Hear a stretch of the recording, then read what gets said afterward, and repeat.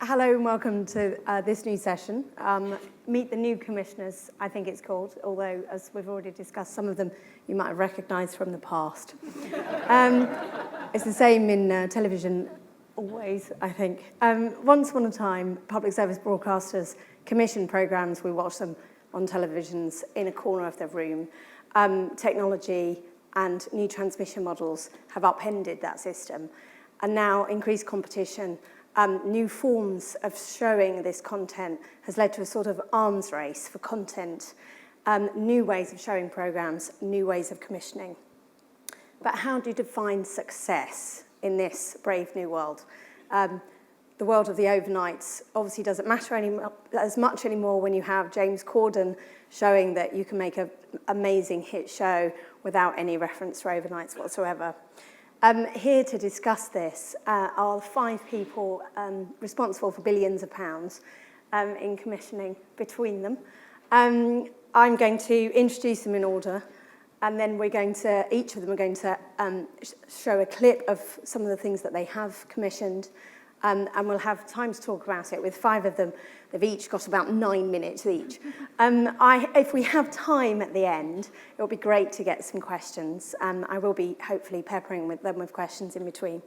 Without much further ado, on my left, I have Bennett, Director of Sky Atlantic. To his left, Delia Bushell, Managing Director of BT TV and Sport. Then we have Damian Kavanagh, the Controller of BBC 3. Richard Watsham, the Director of Commissioning for UKTV.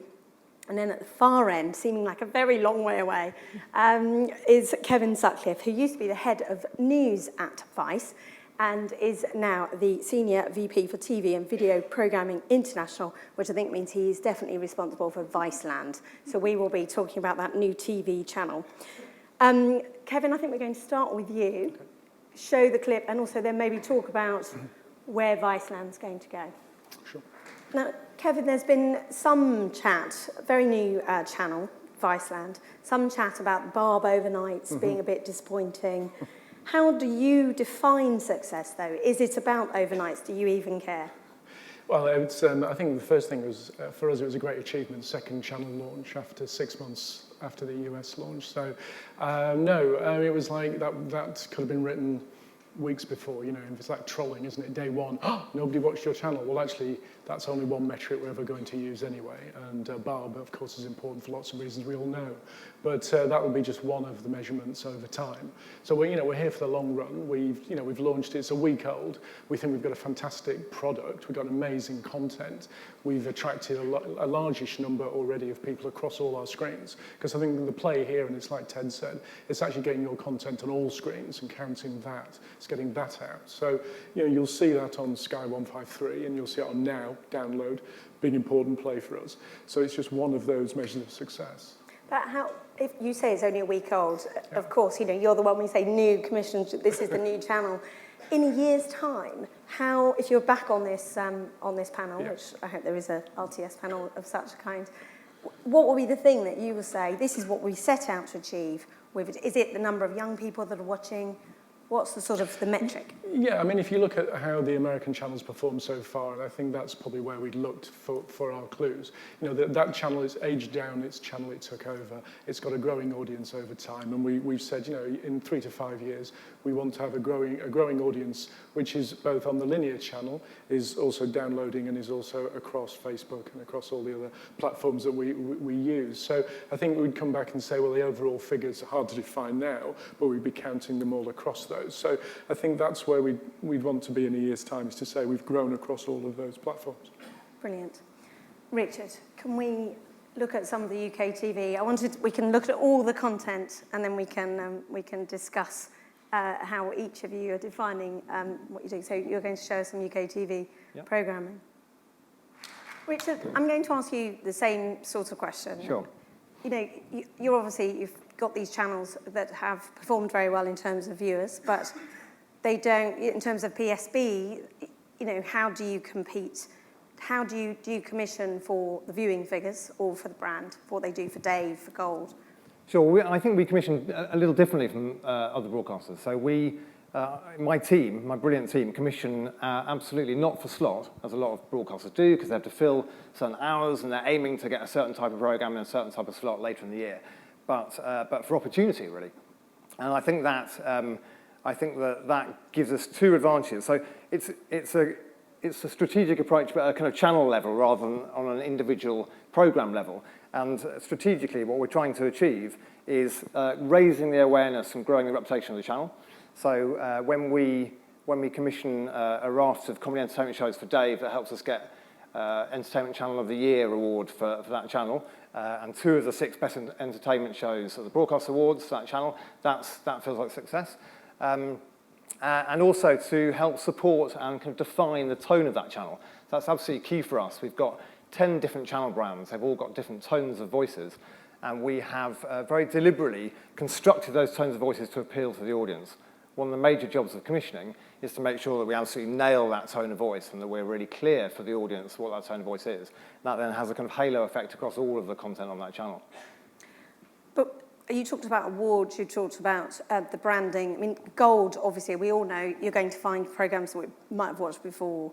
Something like with Dave, are you actually saying this is the sort of viewer we want, and we're going to commission new programming? Because I mean, 7 of your top 10 programmes are original commissions, aren't they? Yeah, so 7 of the top 10, so as of now, over the last 12 months, 7 of our top 10 programmes across the network are commissions, which is a massive change for the business. So the business has been transformed over the last 5 years.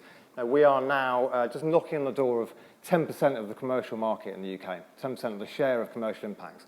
And we are, and as a business, we've overtaken, in commercial impacts, we've overtaken 5, we've overtaken Sky, and we're continuing to kind of move in the right direction as a business. In terms of commissioning, we continue to broaden out and to do more and more in different genres, and that's not just on Dave, actually that is on Gold as well. So although there is quite a lot of old classic British comedy on there, there is an increasing number of commissions that are layered on top of that, as I say, absolutely nail the kind of tone of the channel. And also they just bring a kind of, they bring a bit of gloss to the channel, they bring a bit of heat, a kind of PR heat and kind of column inches, and they raise awareness for the channel. And increasingly the commissions that we are layering on top of a lot of brilliant content that we've got from the BBC are absolutely the equal in terms of quality of those other programmes, and actually they're rating better. So as you say, yes, 7 of 10 so far. We shall see how the rest of the year goes. Damian, that sort of idea of PR heat and new commissioning models, I mean, you're the BBC, which I think there'll be people in the audience saying, how can that be new? BBC 3, obviously, online only. Talk about some of the programmes, but also how you are trying to achieve success with a channel. And the PR heat was all about, it's online only, the budget's slashed. How are they going to do it? We'll show the show reel, and then I can talk off the back of that about the types of programmes we're commissioning to achieve that. So our measures of success are clearly, it's really important for BBC Three that we reach a large segment of 16 to 34-year-olds in the UK. I think, quality is a big thing. We want to continue on BBC Three, making very high-quality, impactful programmes, purposeful programmes. We kind of talk in the channel about the kind of objective. What we're trying to really do is, amongst young people, is to stimulate their emotions and provoke reactions. I don't want to be involved in making content that's benign, that people just let wash over them. I want to do something that kind of, tells them about the world and their place in the world, and kind of, can kind of be a guide to their lives. And I think that, interestingly, when you take that approach, becomes a new measure for us.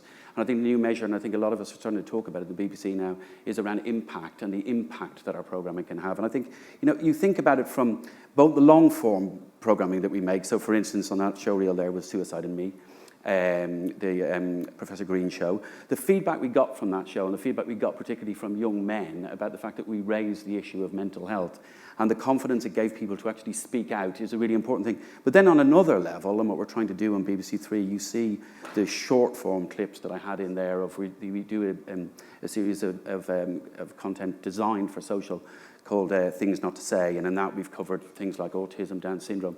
Those pieces of content have incredible engagement, and people kind of, lots and lots of comments on them. It's to make a piece of content that 250,000, 300 people are inspired to share. means you've done something right. So there's kind of, there's the long form stuff. I think it's the same direction of travel as when Zai was there and Danny before me, and the same intention of the programming. But I think there's a real opportunity and a real, for us in that social space to do stuff that absolutely has those public service values, but is incredibly impactful. Is it not frustrating in a way, though, that something like Fleabag, which I was questioning you about earlier, this sort of long form that gets a linear showing on the BBC, gets a lot of attention, and they go, wow, BBC Three, look, that's a success. Whereas all the things you've been talking about, engagement, not Professor Green, because that did, but does that actually still, is that really what matters, and it isn't the social media chat?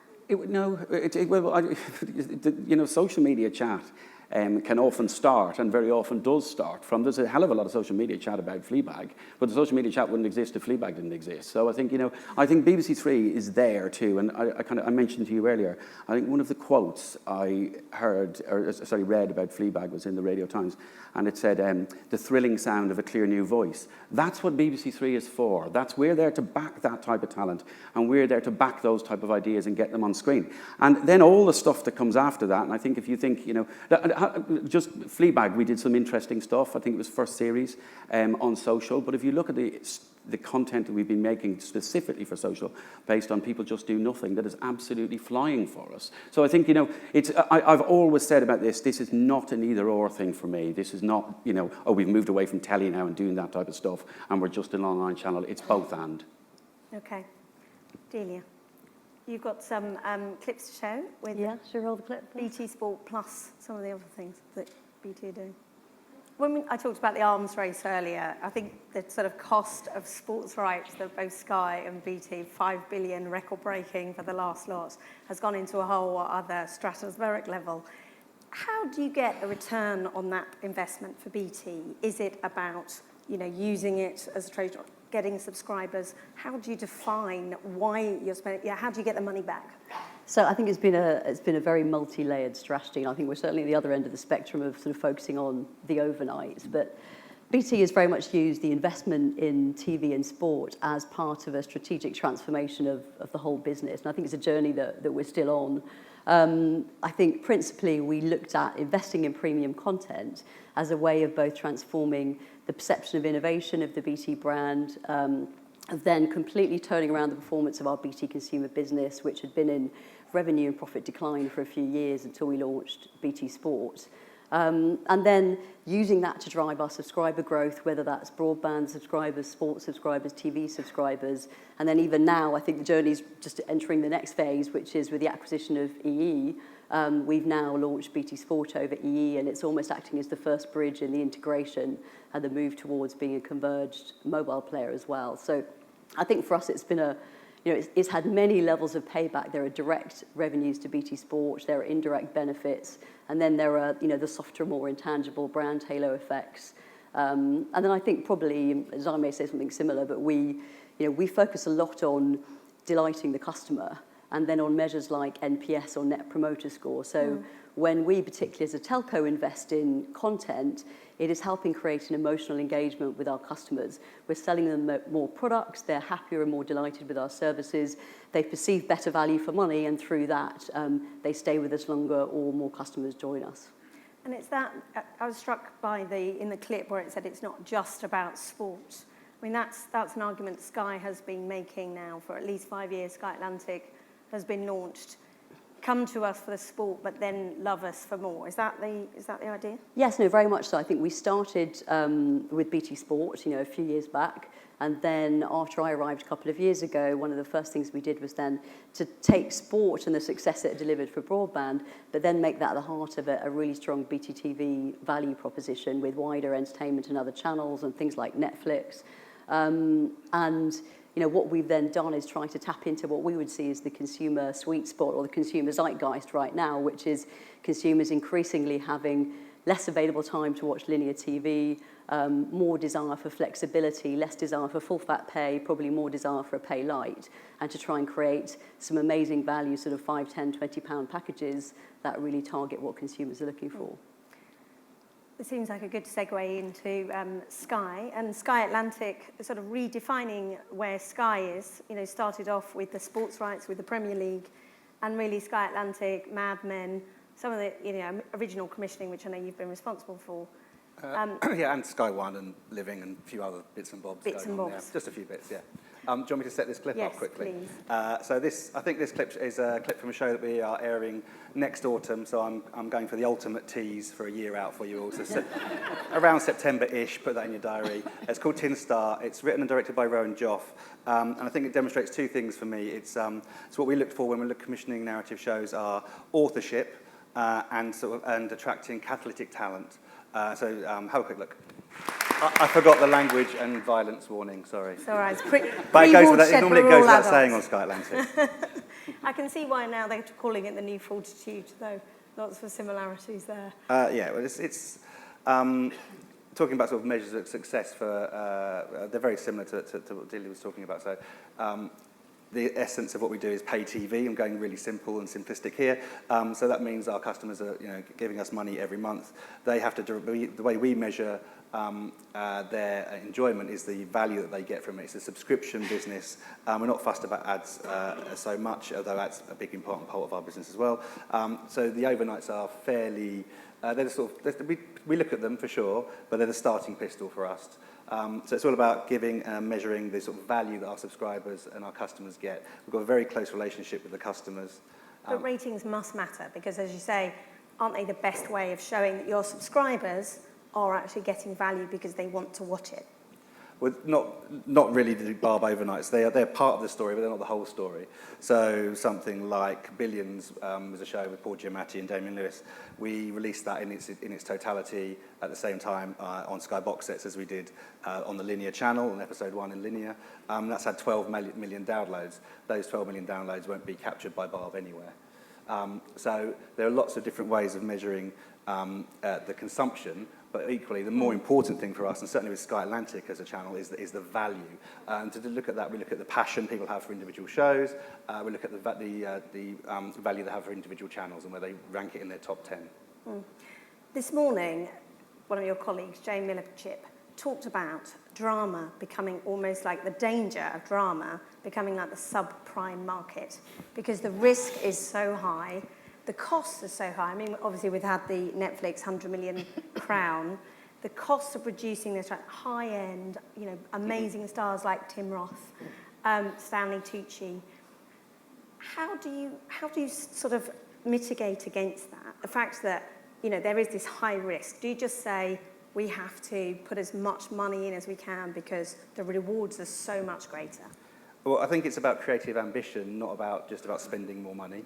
It's about that initial idea selection and then the execution of it. Yes, quality and scale are important to us. An international outlook is really important to us. Sort of cinematic, for Sky Atlantic specifically, cinematic values on television are really important to us. Those are hygiene factors between that and a good idea and a great script. And it's investing in creative people who can deliver really amazing pieces of television and allowing them the space and the freedom to do that. We have very robust conversations with people at the beginning of the commissioning process, so we make sure we're buying the right thing, we all agree what we're buying, but then we try to let people get on with it once we know we're all agreed on what it is. But is that sort of the commissioning those sorts of dramas, is that works better than the way you started, which was buying in, and what BT are doing much more of, buying in Mad Men made people subscribe to Sky because they knew that if they wanted to watch it early, they had to watch it on Sky? It's a combination of both. We have incredible partnerships with HBO and Showtime. They're really important to us. We have everything HBO makes, everything Showtime makes. It's not without some justification. We often say that Sky Atlantic is the best quality drama channel in the world. They are the beachfront property of the high quality drama and comedy in America. We've got all of that. And then on top of that, we commission our own stuff as well. So about 4 or 5 dramas a year and 4 comedies as well. When you talk about your budget, do you have a sort of percentage? You'll say, this is for my original commissions, this is for stuff that I'm going to buy in. Well, our deals are so big and so long term, which people don't do that often. That's a huge sort of testament to Sky for investing heavily up front in those. That I know how much money I've got for commissioning. We don't, but also we're relatively fluid. For big If the right idea comes along, we'll try to find the money for it. It's not, but as I said, it's not just about spending the money on it. Yes, we want scale. Yes, we want the big stars. But it's about finding the right thing. But can you break it down as a percentage? How much you get to spend? How much can you spend on original programming like that? Well, I think you can see how much, the value's on the screen. You can see how much they You're cost. not going to give me a percentage, are you? No. Okay. Well, it'd be meaningless. I'll think of another way of asking. It's meaningless because it changes from year to year. Well, it shows, though, if you're putting 50% of your money into brand new shows or 90%, it shows that you don't want to bite in it. Loads. Loads. Is that enough? On this idea of drama and how expensive it is, Damian and Richard, I'd like to talk to you both because your channels in different ways. Damian, obviously, BBC Three had to cope with a reduction. Its budget was halved when it went online only. Did that make you say, no more drama, we're going to go for scripted comedy, for short? No. How did you sort of deal with this arms race in drama? Before the BBC Three budget was cut, BBC did one drama a year. And we've kept it at that. We've had 13 that we launched with 13 and did amazingly well. The most watched show on iPlayer so far this year, which is incredible. We've got a new drama coming in a couple of weeks. Class, written by Patrick Ness. It's kind of working with the Doctor Who team, so kind of under the Doctor Who banner, and Clique coming early next year. So drama's still a big part of what we want to do on BBC Three. I totally understand that if we get it right and we commission the right pieces, it resonates incredibly well with the audience. So what I have to try and do is work with different people and try and see what way I can work in terms of what different deals we can do to do as much drama as we can on BBC Three. If we do, Class, we work very closely with BBC Worldwide, BBC America are involved in it, so we can make the money. If we're clever about it, we can make the money go further, but it's definitely part of the DNA of BBC Three and something that we want to continue doing. And it's as important to do that. I mean, obviously, when the channel was sort of, first started with Snog, Marry and Avoid, those sorts of shows, obviously much cheaper, but seem to be part of the brand. You've moved away from that. Yeah, and I absolutely love Snog, Marry, Avoid and all those type of shows. They were wonderful shows and did an amazing job for BBC Three, but they were part of trying to hold a schedule together, and they were part of, kind of filling hours and hours and hours of television. What we did, and the decision that we made when we moved online, is that we didn't have, to put it crudely, we didn't have a large bucket to fill, and what we could do is really focus our resources, which were less, on the things that we thought.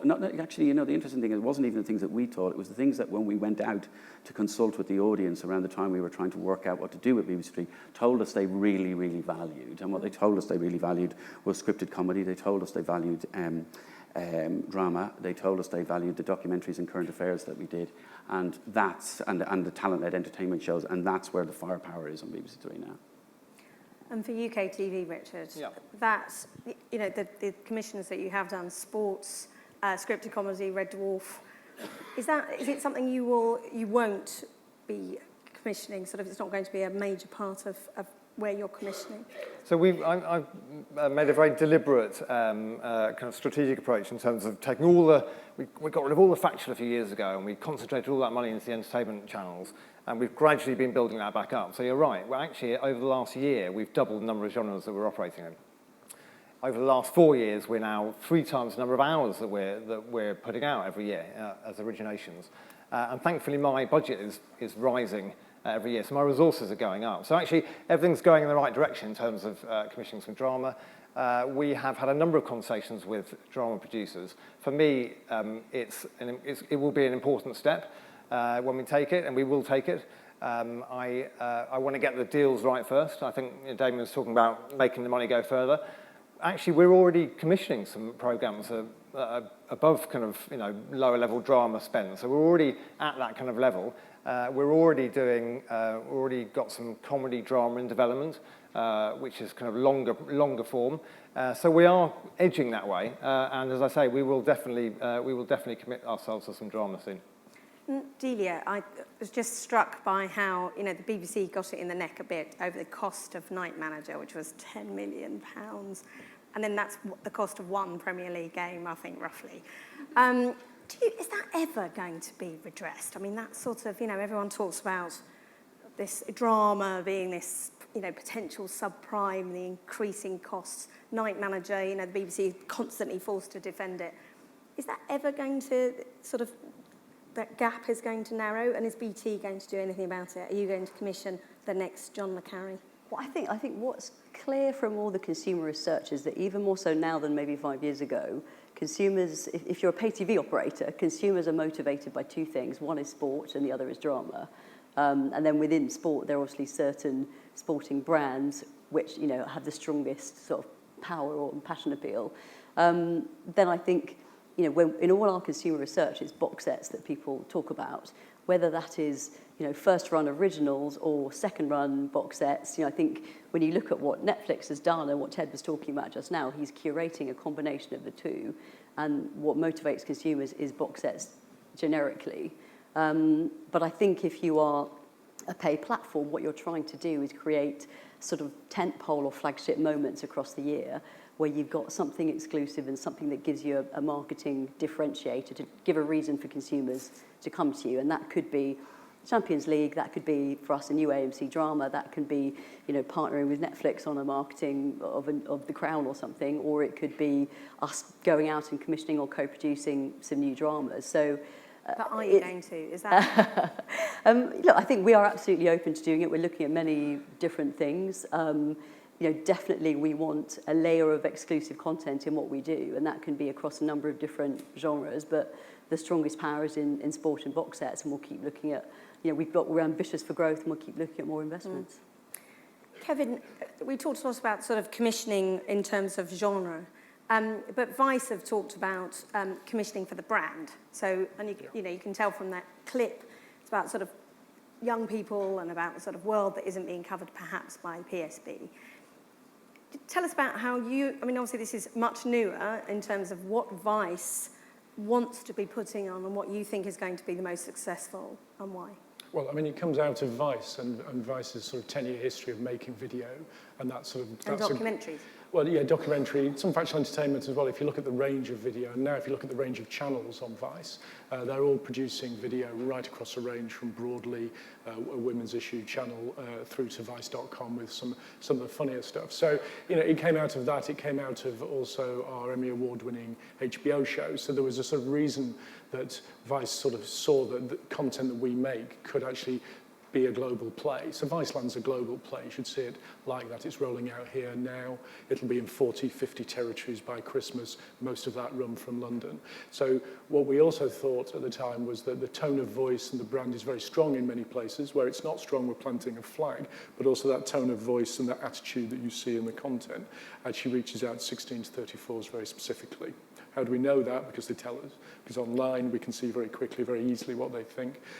Feedback on Viceland so far has been immediate and very positive on terms of the content. But given your success, given that Vice, you know, Shane Smith obviously did the speech in Edinburgh, Vice is famous and successful for reaching the younger audience, but more importantly for saying, what is the box in the corner? Why would we bother being on it? Why on earth did you launch a TV channel? No, I remember Shane saying TV's dead, but actually what he meant was TV news was dead. And no, I mean, you know, it's all content. It's our content on all screens. I mean, it's really simple. It is what Ted said.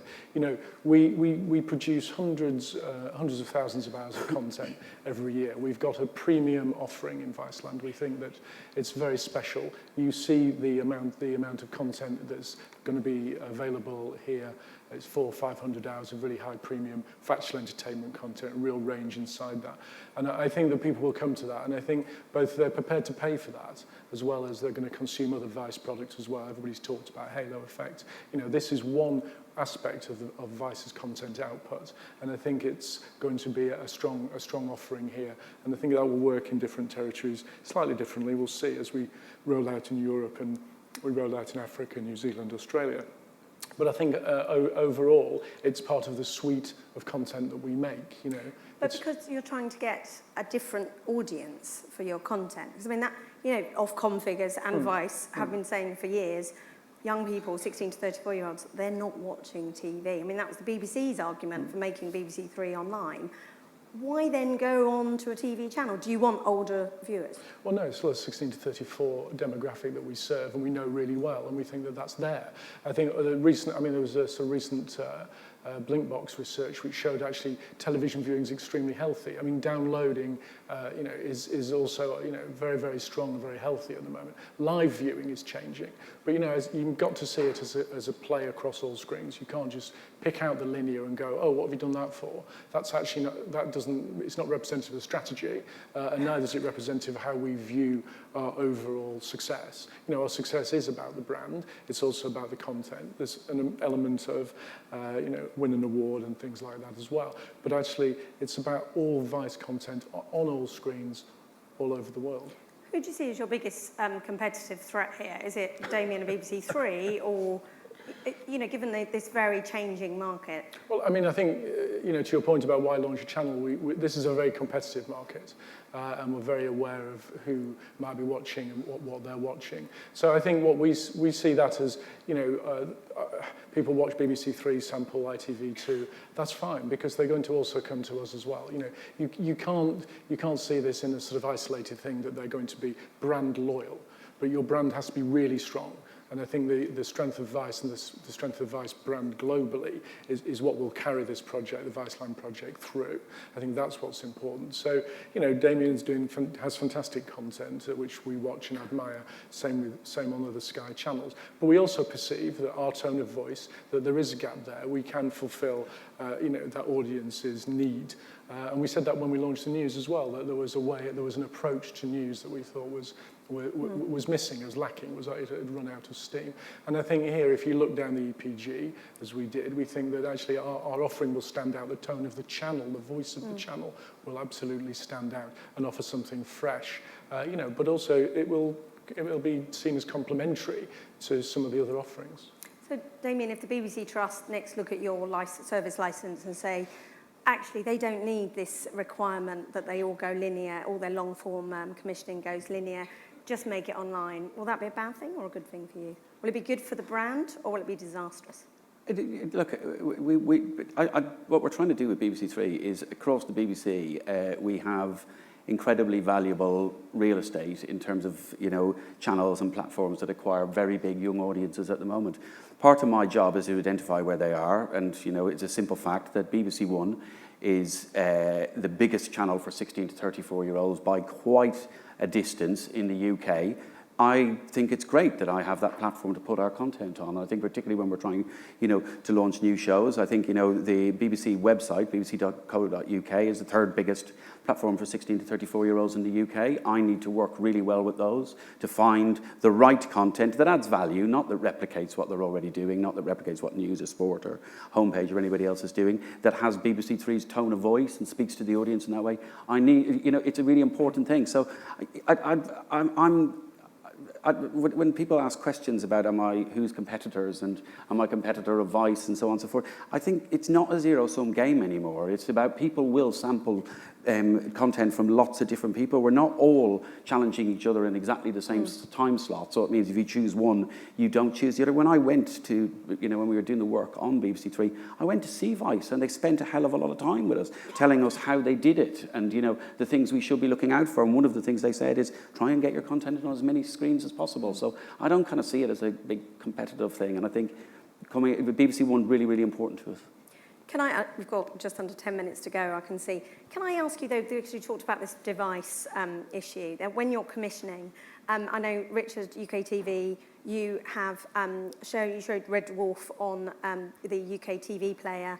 Obviously, CarShare was premiered on iPlayer.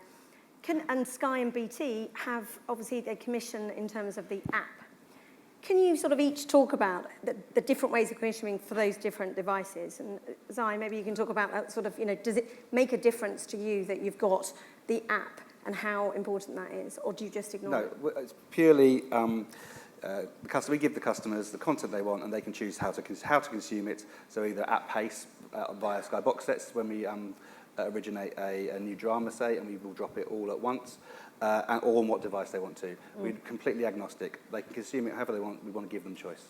Delia, do you package programmes differently, the BT programmes, when it comes to sort of the No, app? it's not. I think for BT Sport, from inception, it needed to be ubiquitous and it needed to embrace the digital future. And I think that's one of the advantages you have if you enter a market late, is you can design that from inception. So we were always on all platforms, whether it was traditional paid platforms. And then, if anything, I think the app is probably our best viewing experience. You know, we made our television platform stand out by launching it in 4K. And then our app, actually, I get fan mail almost daily in my inbox on our app, because it's the experience with which you have most control over your viewing. You've got multi-camera angles, you've got an interactive timeline, so if you missed a goal or you came in late, you can just move up and down. And I But think does that follow through to your other commissions that's not just about sport? Do you make sure that things that you commission can work? Well, we only can add commission something? directly in sport, remember. The So in stuff you BT buy. TV, we're an aggregator of other people's channels or apps or programmes. So in BT Sport, it's the one where we can design that viewing experience end to end. And then for BT TV, we're going to be launching our new next generation UView user interface, which is much more like a sort of Netflix-style interface. And we will develop an app that is going to also be able to make it much more ubiquitous. But absolutely, I think you've got to be where consumers are, and you've also got to embrace social media. So we need to be able to pipe content out continuously live. And Richard, why did you put Red Dwarf on UKTV Player? So UKTV Players, well, UKTV Players is one platform on which people could see that show before it came out on linear, actually. UKTV Players is a really important aspect of our business going forward. We've had over 400% of app downloads this year, up on last year. So it's growing every single year quite significantly, exponentially even. We're now kind of starting to look at commissioning content specifically for that. We've got a little bit of content coming through, but actually Red Dwarf was commissioned primarily for Dave, the linear channel, and we wanted to give the huge fan base of Red Dwarf, who are quite. I was about to say use the word aggressive, but actually that's probably a bit too much. Sometimes they can be, but they're kind of really passionate about Red Dwarf, and we want to give them a special treat in being able to kind of go and find the show early. But actually, it's just as important that we show John Bishop in Conversation With. That was previewed on Sky's platform as well as UKTV Play. That picked up well over 150,000 preview views on Sky's platform. And obviously, from our point of view, we're adding all of those together. It's just as important, as I said, it's just as important that people are watching our shows in different ways. We will add up all of that consumption together and look at the kind of value of our shows relative to other ones. And Kevin and Damian, do you now commission everything for linear and digital viewing? No, just long form. Well, we commissioned, the long-form shows we commissioned the way we've always commissioned. We're trying to experiment, trying to do different things. We commissioned, I don't know if people call it, a documentary called Unsolved that we put out over 8 10-minute episodes. And we worked with different forms of content for that across social platforms. Worked really, really well for us. It's had about 4 million requests on BBC iPlayer and done massive business across the other places it was in the BBC. And then when we're commissioning stuff because we commission stuff especially for specific social platforms, and we have to approach that because you approach that in a totally different way. It's got a different purpose about it. Yeah, I mean, you should see a linear show like Needles and Pins has maybe 27, 28 assets associated with it, all doing different jobs, all related back to the original concept, but all very different and all definitely tailored to a different experience, a Facebook experience, a Snapchat experience. So that's the important thing, is you're seeing it as multifaceted as a piece of content now. It's not just I'm making a TV show and a few things that promote around it. Actually, all those other things you're creating are themselves individual pieces of crafted content as well. Now, we've actually got less than 5 minutes. I'm not entirely sure, unless anybody's absolutely desperate for a very specific question, I think we could probably put the lights up and get the mic to you. So hands up quickly. Lorraine down here, marvellous. Thanks, Lorraine. Do you feel that we now need a new measurement? Because Lorraine, sorry, you should say who you are and everything for people that. Lorraine Hegacy. Do you feel that we now need a new measurement? Because clearly overnight viewing figures, they mean different things to different people. You all seem to be aggregating your viewers and hits across platforms. So what measurement should we now be moving to? I think we need to work together as an industry to come up with a measurement that's meaningful and works for everybody across the industry, because there's different people measuring stuff in different ways. On BBC Three, we're quite strict on ourselves in terms of how we measure our social reach. A lot of people will just measure the reach. We only measure engaged reach. But I think as an industry, if we're talking about the impact of our content, we've got to come up with a standard measurement, because there is a lot of people using a lot of different measures at the moment. And is there anyone trying to work I think there's conversations happening in that space. In some ways, though, it's difficult for there to become a standardised new measure, because some of the platforms, like ours, for example, because it's fibre IP, we have our own private data. We have very many layers of data that we can capture that aren't going to be public on a bar panel, but which are equally valuable to us in how we approach the cross-platform measurement. And then you'll have social media clip measurement, as you described. So we consolidate that all together to create a kind of a cross-platform pan-digital set of measurements, but that would never be that's almost your business advantage of creating that kind of platform. Exactly. Could it be better? Absolutely. Should it be better? Yes, please. Will that be the end of it? No. Is there anyone else out there with their hand up? I suppose given that the next panel is about, I can't see anybody else with their hands up, the next panel has got some of the sort of biggest public service broadcasters on it. Do any of you feel, the sort of dominance that they have had, which, the idea that we've been talking about fragmentation and, the idea of new commissioning for some time now. I think, is it, particularly in the UK market, are the sort of public service broadcasters always going to be dominant? You can each answer that. Let's start with Kevin, because, he's... Well, as the disruptor. Well, this is an amazing market for public service broadcasting, and I think it was Jay who complimented Shane on his PSB credentials at the McTaggart, post-McTaggart. I think that we should celebrate that, and I think that feels like as long as we can afford it, to pay for it. I mean, that's the model. The model's changing. How do you pay for it? How do we, as Viceland and Vice, try to do some PSB content, which we know is tough in some markets. It'll be tough here to really break through with some of our stuff, because as everybody tells us, we do that already. Here, in other markets, it will sing.